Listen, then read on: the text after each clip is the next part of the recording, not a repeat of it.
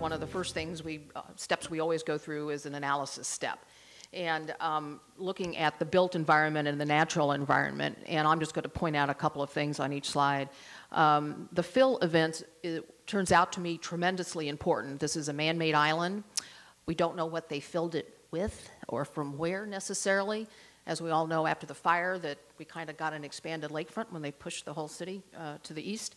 So you always have to be careful with urban soils in this day and age and what they are and how they have to be disposed or how they can be handled is really a major driver with that. So along with that, understanding, you know, your impervious services and just really where the key pieces are. Utilities are important. How's it served? Where are they? Things that you don't want to hit inadvertently. So these are all critical things. Understanding access, circulation, and parking, very important. You know, we sit right there with the Soldier Field opposite and giant parking things, but what's really interesting when you look closely at the plan, Solidarity Drive up on the north is the only connection to the island.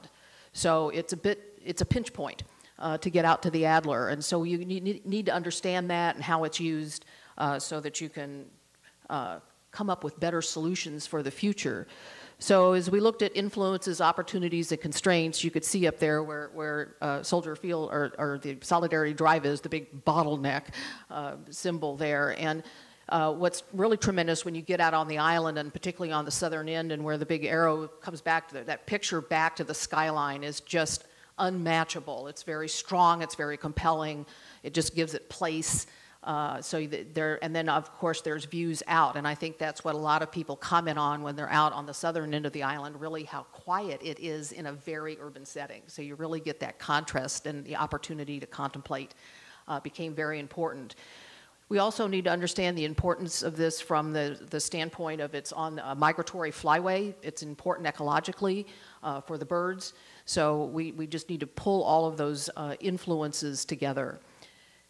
As we mentioned, there are some of the previous studies that we talked about and kind of some of what we would call the design partie for each one of them, kind of the defining influence for each one of them. And what's really interesting in the lower right-hand corner, here you've got the bridges scheme, and here you start to see not only the Solidarity Drive bridge, but the bridge in the middle, and then a bridge on the south. And it was interesting as we went through the public meetings, particularly the importance of the bridge in the middle, because it was there previously during the Century of Progress, whether or not that would be welcome. And certainly the boaters weren't too thrilled, and the public was not too thrilled waiting for boaters to go by so that the bridge could go back down and could work. So that became a really interesting discussion point. So basically there are 5 different typologies for what this island could become. It could be sculpted like we've seen in some of the, towards the lakefront side, which we've seen in some of the earlier schemes. It could be sculpted on the harborfront side. We can divide the island. We can create a series of internal lakes. And then as we talked about, the idea of a bridge and being able to connect it up differently. And along with that are 4 basic components that really define the island. The edges of the topography, the habitat, the ecology, and the flora. Amenities, the seasons and experiences. This is not just meant to be a good weather park. It's to be good in the winter as well as the summer, and rain and other events, snow events. And certainly movement and connections that are very much part of it. One of the kickoff things we did is a national practice charrette. We invited a number of leaders from globally to really come in and give us several days of their time to conceive what this island could be. And I don't expect you to see the details on each one of this, but they really were the genesis of a series of very strong ideas. One was really based on being able to tell time and how the island would function almost celestially.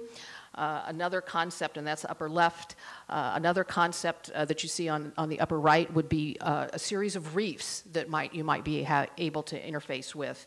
And then the idea on the lower left would be landforms. So this is almost like the drumlin, and how the landforms would help form your views to the island, back to the city, and out in the water. And the last one on the lower right is Eames's Power of 10, those of you that have seen that film.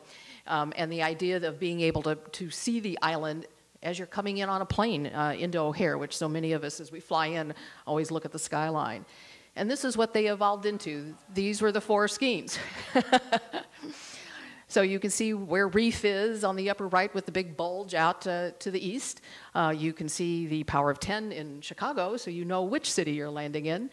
And some of the other more, the landforms, and then in the upper left, the idea of these long angles, which then would line up with important solar events, equinoxes and things like that throughout the year. And this is what we took to the public. And the public looked at those 4 schemes and evaluated them, and it was a very strong preference to go with the reef scheme. So it wasn't, in a way, it wasn't even close with the other ones. There were certainly elements of the other ones that we could include, but that idea of that grand gesture of breaking that outer edge of the island was so important, and being able to create habitat that is very rare along Chicago's lakefront.